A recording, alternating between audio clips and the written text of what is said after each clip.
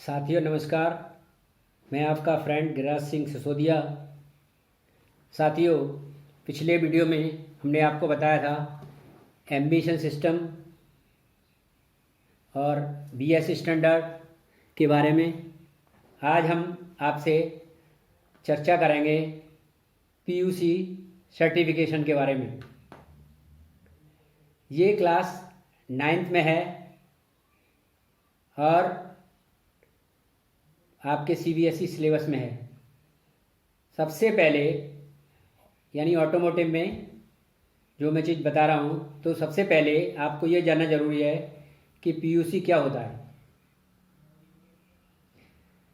जब हम गाड़ी चलाते हैं तो हमारी गाड़ी में कंबशन के बाद जो धुआं निकलता है वो वातावरण में पॉल्यूशन करता है, और वायुमंडल में जब वो उस वायुमंडल की हवा के साथ मिलता है तो वो उसमें धुएं में तरह तरह की गैसेस होती हैं, अलग अलग कंटेंट्स होते हैं। वो कंटेंट्स ह्यूमन के लिए बहुत हानिकारक होते हैं सांस लेने के टाइम पे।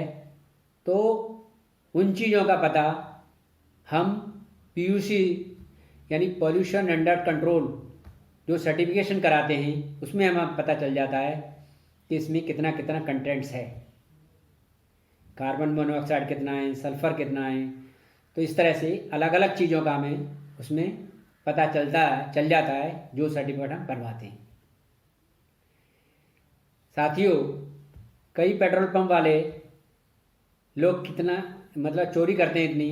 वो क्या करते हैं कि जो पेट्रोल होता है वो उसमें केरोसिन ऑयल मिला देते हैं, किस लिए? ताकि वो अपना प्रॉफिट मार्केट में ज़्यादा कमा सकें। लेकिन उन्हें ये नहीं पता कि ये मिलाने के बाद गाड़ी के इंजन के लिए कितना नुकसानदायक है। एक तो पॉल्यूशन ज़्यादा करेगा, दूसरा उससे नुकसान ये होगा कि हमारे इंजन को भी बड़ा नुकसान होगा। तो साथियों, जो ऐसा करते हैं कि वो बहुत गलत है, नहीं करना चाहिए। अब मैं आपको बताऊंगा कि जो पीयूसी सर्टिफिकेट है वो कैसे बनाया जाता है और हम गाड़ी को कहाँ लेके जाते हैं। तो साथियों, जो पीयूसी जो सर्टिफिकेशन है ये आजकल पूरे इंडिया में है लागू। यानी आपको हर जगह इंडिया के कोने कोने में कहीं पे भी आपको जाएं ये सर्टिफिकेट चाहिए। और ये बनता कहाँ पे है? जो हाईवेज हैं जिन पर पेट्रोल पंप हैं और भी जो पंप्स जहाँ पे भी हैं, ज़्यादातर पंप्स पे ये जो पीयूसी सर्टिफिकेशन का है ये एक खोखा सा होता है जिस पे लिखा रहता है येलो कलर से प्रदूषण जांच केंद्र। और लगभग काफ़ी जगह पे है ये। इसके लिए क्या करते हैं, पहले हम अपनी गाड़ी को लेके एक प्रदूषण जांच केंद्र पर लेके जाते हैं। अब उनके पास क्या सुविधा होती है, इसके पास एक छोटा सा बक्सा सा बना के उसके अंदर एक कंप्यूटर का सिस्टम, एक ऑपरेटर और एक उसमें पूरी वायर जैसी ट्यूब लगी होती है जो कि कंप्यूटर से लेके गाड़ी के कार जो है या बाइक है उसके साइलेंसर तक आ जाती है। अब क्या करते हैं वो कि ये जो है जब हम गाड़ी लेके जाते हैं तो वो गाड़ी को जो साइलेंसर वाली साइड है उसको अपने गेट की तरफ कराते हैं जहाँ से उन्होंने अपनी लीड निकालनी है, जहाँ पे जो उनका ऑपरेटर है वो निकलेगा और वहाँ पे गाड़ी खड़ी करवा के फिर आपसे वो आरसी बुक लेता है। आरसी में से वो गाड़ी की पूरी डिटेल अपने सिस्टम में डाल देता है, यानी इंजन नंबर, चैसिस नंबर, आपका रजिस्ट्रेशन का नंबर, जो जो इन्फॉर्मेशन है गाड़ी की वो डाल देता है कि ये डीजल की गाड़ी है, पेट्रोल की गाड़ी है। और उसके डालने के बाद फिर वो आपकी आरसी बुक वापस दे देता है और अब वो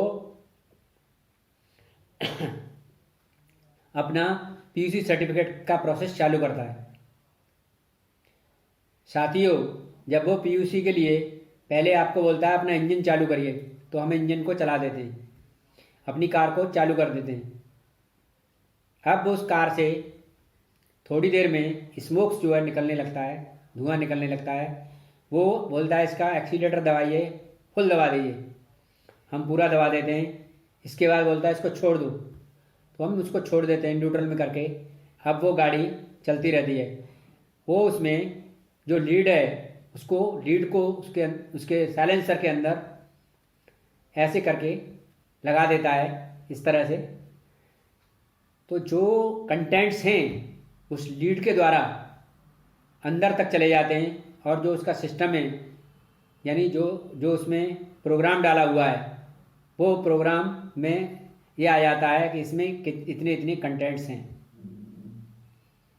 अब जब वो उसके पास प्रिंटर का भी प्रोविज़न होता है, क्योंकि जो सर्टिफिकेट है जो उसने, जैसे मान लो आपने गुड़गांव में सर्टिफिकेट बनवाया, तो वो गुड़गांव का तो उसमें पूरा एड्रेस वगैरह सब कुछ पॉल्यूशन कंट्रोल बोर्ड का पूरा लिखा होगा, उसका कोड नंबर लिखा होगा, उसका सब कुछ डिटेल दिया होगा।